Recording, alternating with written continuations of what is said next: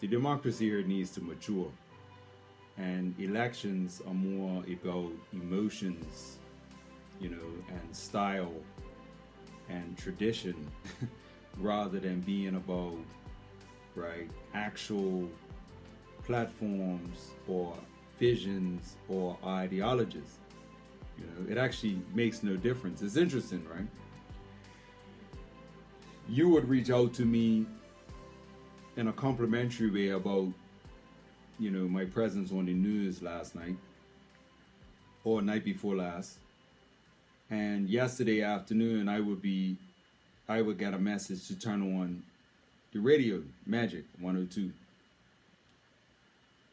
because I'm the topic of discussion. So people are actually on the show saying that because I've never voted before, I shouldn't have the right to be in the election, right?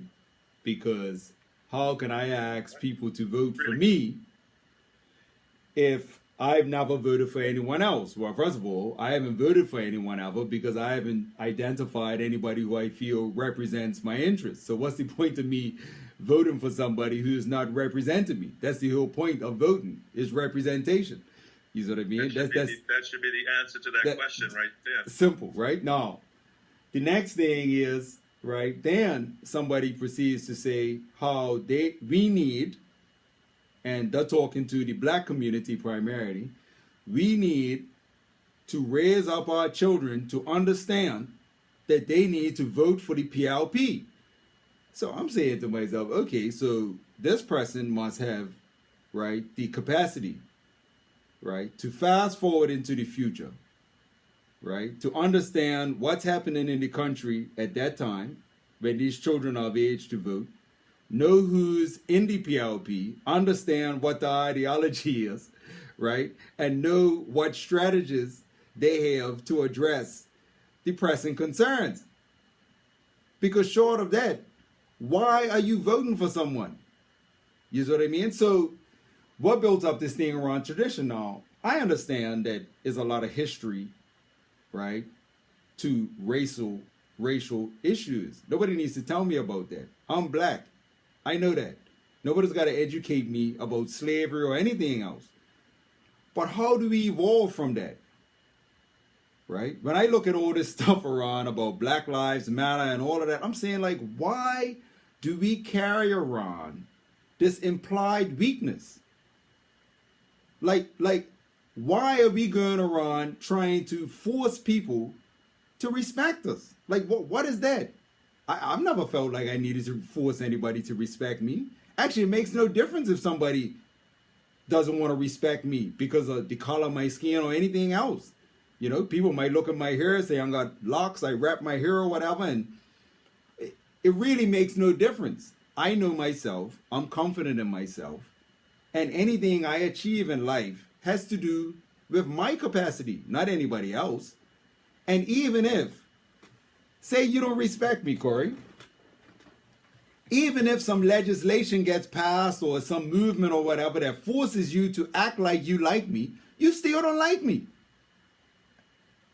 So all this stuff is like superficial, but like we've been conditioned to carry around, right, this idea that we're inferior. And so now let's get back to the whole race thing. So now we rally around superficial stuff like marches and parades and, oh, now we need to vote for PLP because PLP is our party of choice. But hold on, what is the PLP doing? I get asked on the news the other day, right, how I feel about PLP MPs calling FDM representatives sellouts. So I'm saying, well, hold on. If the PLP, right, is known as the party or the organization that represents the interests of black people and they're not doing that, then who's selling out? Not me. We exist because they're not doing what they're supposed to do. So what's required, right, is healing. The challenge, though, right, is that the leadership doesn't want to bring healing because the main tool that's been used in politics, right, to draw interest and retain interest in parties is race. And if you take race away, now you actually have to deliver.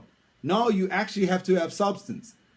And that's the challenge. Now, our existence in this election eliminates the race card.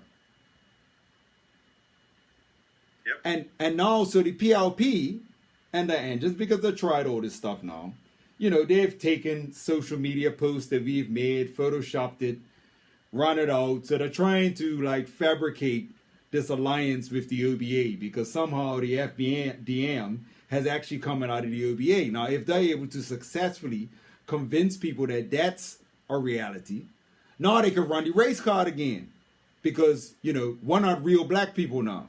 You know, we're just token blacks that are actually like out in front of white interests. So we could run the race card again.